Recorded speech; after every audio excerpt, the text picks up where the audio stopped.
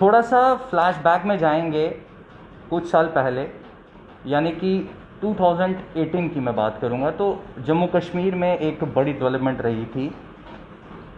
Urban local body elections यहाँ पर हुए थे और सक्सेसफुली यहाँ पर हुए थे। उसके बाद पंचायत इलेक्शंस हुए, उसके बाद बीडीसी इलेक्शंस हुए, डीडीसी इलेक्शंस हुए। तमाम ये बड़ी डेवलपमेंट्स रही। लेकिन एक चीज़ घाटी में देखने को ये मिल रही है कि पहले पंचेस सरपंचेस को निशाना बनाया जा रहा था और उसके बाद काउंसलर्स को निशाना बनाया जा रहा है। साफ तौर पर ये जो आतंकियों की एक स्ट्रैटेजी है कि डर पैदा किया जाए और डराया जाए, क्योंकि पहले जो सॉफ्ट टारगेट रहते थे वो आम लोग रहते थे। लेकिन स्ट्रैटेजी अब इस कदर बदली है कि भारतीय जनता पार्टी के लीडर्स को निशाना बनाया जा रहा है, जिसमें पंचेस सरपंचेस और काउंसलर्स उनके टारगेट पे हैं। कल ऐसा ही एक वाकया घाटी में सामने आया है, साउथ कश्मीर के तराल के इलाके से, जहां पर तराल के एक काउंसलर राकेश पंडित की हत्या कर दी गई और तमाम जो पॉलिटिकल पार्टीज़ हैं, जो सोशल ऑर्गेनाइजेशन हैं, उन्होंने इसे कंडेम भी किया है। जम्मू कश्मीर के head of union territory lieutenant governor Manoj Sinha साहब ने भी ट्वीट कर अपना दुख जाहिर किया है। चलिए इस सब पे ज़्यादा बातचीत करेंगे और बातचीत में इस समय हमारे साथ मौजूद हैं भारतीय जनता पार्टी के सीनियर लीडर और जम्मू कश्मीर भारतीय जनता पार्टी के जनरल सेक्रेटरी विबोध गुप्ता साहब। गुप्ता साहब, ये जो किलिंग्स हो रही हैं, जिस तरह पहले पंचेस सरपंचेस, उसके बाद काउंसलर्स, किस तरह से आप इस किलिंग को देखते हैं? सबसे पहले ये सवाल। पहले तो मैं हमारे जो प्रेसिडेंट जो हैं तराल के, जिनकी किलिंग हुई है, जो शहीद हुए हैं, उनके परिवार को हम कहना चाहते हैं कि पूरा जम्मू कश्मीर और भारतीय जनता पार्टी का एक एक कार्यकर्ता जो है वो उनके इस परिवार के साथ खड़ा है। आज सुबह भी जब वो संस्कार हुआ तो भारतीय जनता पार्टी के सारे बड़े शीर्ष नेता जो हैं वो वहाँ पर थे। एक जम्मू कश्मीर के अंदर इस समय ये एक गम और गुस्से की मिलीजुली जो है इस किलिंग के ऊपर जो है वो लहर है। हमारे जो प्रेसिडेंट जो शहीद हुए हैं, इनकी शहादत जो है बेकार नहीं जाएगी, ये बात तय है। और जो बात आपने कही कि वे 2018 में जब यहाँ पर चुनाव हुए, कॉरपोरेशन के चुनाव हुए, कमेटीज़ के चुनाव हुए, काउंसिल्स के चुनाव हुए, उस समय वहाँ पर भारतीय जनता पार्टी की बहुत ज़्यादा कॉरपोरेटर चुन के आए, काउंसलर चुन के आए और बड़ी ज़्यादा म्यूनसिपैलिटीज़ ऐसी हैं, जैसे तराल को डालकर ऐसी बहुत ज़्यादा म्यूनसिपैलिटीज़ हैं जिनमें प्रेसिडेंट जो हैं वो भारतीय जनता पार्टी के थे और वो कश्मीरी पंडित भी थे उनमें काफ़ी हद तक। और उससे ऐसा लगने लगा था कि माहौल ऐसा बनना शुरू हो गया है कि वहाँ पर पंच सरपंच भी भारतीय जनता पार्टी के हैं, काफ़ी कश्मीरी पंडित और हमारी बहनें जो हैं, कश्मीरी पंडित बहनें जो हैं वहाँ पर सरपंचीज़ हैं, वहाँ पर कॉरपोरेटर हैं। और वो जो पाकिस्तान, ISI, वहाँ के अलगाववादी, वहाँ के टेररिस्ट और वहाँ की ये जो हमारी पॉलिटिकल पार्टीज़ भी हैं, चाहे उसमें नेशनल कॉन्फ्रेंस हो, चाहे PDP हो, उन लोगों का ये एक उनको लगता था कि जो हमने इतने सालों से मेहनत की है और कश्मीर को हिंदू वहीन किया है, वो दोबारा से हम लोग इतनी मेहनत करने के बाद आज फिर कश्मीरी पंडित जो हैं, चाहे वो कॉरपोरेटर के तौर पे, चाहे काउंसलर के तौर पे, चाहे पंच के तौर पे, चाहे BDC के चेयरमैन के तौर पे, चाहे DDC के मेंबर के तौर पे वापसी हो रही है और ये लोग आना शुरू हो गए हैं। और उसी कड़ी के अंदर इस किस्म की किलिंग्स करके एक दहशत का माहौल पैदा करना चाहते हैं कि कश्मीर आपके लिए अब नहीं है। लेकिन उनको ये समझ आनी होगी, कश्मीर उनका नहीं है, ना अलगाववादियों का है, ना आतंकवादियों का है, ना ही पाकिस्तान का है, ना ही टेररिस्टों का है। कश्मीर भारत का है और भारत के जो हमारे वासी हैं और उसमें खासकर हमारे कश्मीरी पंडित भाई, जो एक साजिश के तहत एक उस समय जेनोसाइड किया गया और उस समय इनको वहाँ से घाटी से निकाला गया और उसको हिंदू वहीन जो है घाटी को किया गया, वो जो चीज़ है, वो लोग आज परेशान हैं कि हमने तो इनको बाहर निकाल दिया तो ये अब आस्ता आस्ता वापस आ रहे हैं। ये गले के ऊपर से कहते हैं कि हम कश्मीरी पंडित हमारे भाई हैं, चाहे वो आतंकवादी हों, चाहे हुर्रियत के लोग हों, चाहे अलगाववादी हों, चाहे वहाँ पर अगर नेशन कॉन्फ्रेंस के लोग हों। नहीं तो क्या कारण है कि वहाँ पर आज जब डोमिसाइल बनने की बात आई, वहाँ पर डोमिसाइल बनने की बात आई तो वहाँ पर किलिंग्स इन्होंने स्टार्ट कर दी और यहाँ तक इश्तिहार लगा दिए कि आप लोग यहाँ पर किराएदार हैं, आप मालिक नहीं बन सकते। मेरा ये कहना है कि हमारे प्रेसिडेंट जो हैं इनकी शहादत बेकार नहीं जाएगी।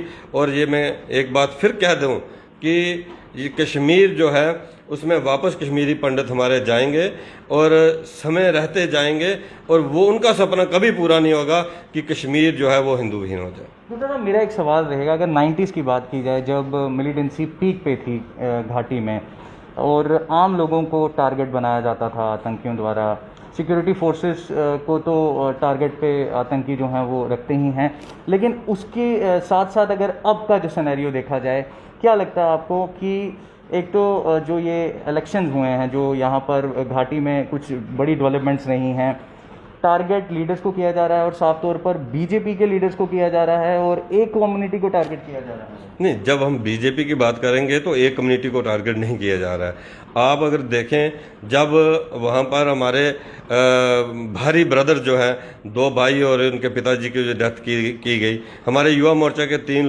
हमारे नौजवान वहाँ पर शहादत पा गए। इसलिए हम ये नहीं कह सकते कि बीजेपी को किया जा रहा है और बीजेपी में एक कम्युनिटी को किया जा रहा है। वो सारे लोग जो नेशनलिस्ट हैं, वो सारे लोग जो तिरंगा हाथ में लेते हैं, वो सारे लोग जिन्होंने भारतीय जनता पार्टी का झंडा उठाया है, वो चाहे हमारे मुस्लिम भाई हैं चाहे हिंदू भाई हैं।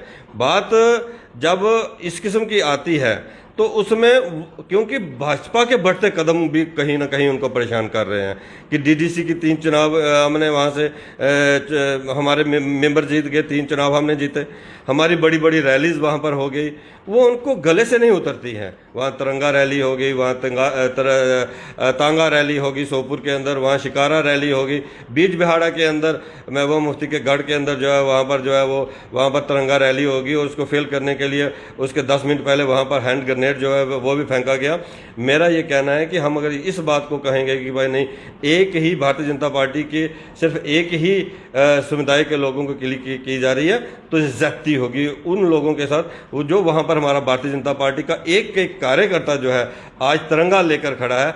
एक तरफ तो कहाँ महबूबा मुफ्ती ये कहती थी कि अगर तिरंगा जो है अगर यहाँ पर 370 और 35A को छेड़ा गया और वहाँ पर तिरंगा को गंदा देने वाला नहीं रहेगा, 370 और 35A हटने के बाद वहाँ तिरंगे ही तिरंगे हो गए, बीज बिहाड़ा में भी तिरंगे ही तिरंगे हो गए। तो वो वहाँ पर हमारे जो भारतीय जनता पार्टी के यूनिट हैं, वहाँ के हमारे डिस्ट्रिक्ट प्रेसिडेंट, वहाँ हमारे मंडल प्रेसिडेंट, वहाँ हमारे वार्ड के प्रेसिडेंट, वहाँ हमारा सीनियर लीडर सारे जो लोग बैठे हुए हैं, ये उनके कारण आज ऐसा हुआ है और संभव हुआ है। लेकिन ये 2 अलग अलग इश्यूज़ हैं।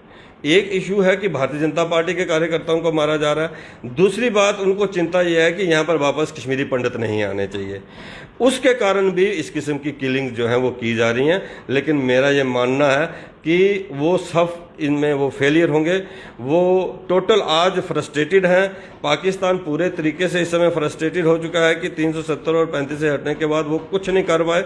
इवन कि जो गल्फ कंट्रीज़ हैं, जो हमारी खाड़ी देश हैं, वो उनको भी अपने साथ खड़ा नहीं रख पाए।